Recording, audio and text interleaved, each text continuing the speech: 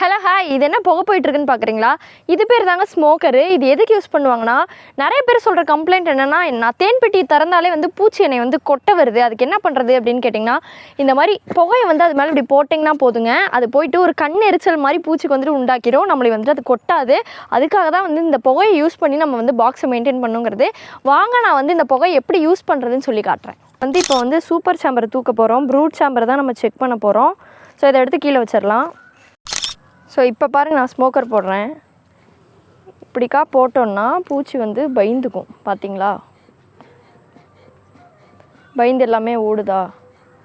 So இப்போ வந்து நம்ம ஈஸியாக இந்த சாம்பரை வந்து எடுத்து நம்ம வந்து மெயின்டெனன்ஸ் பண்ணிக்கலாம்.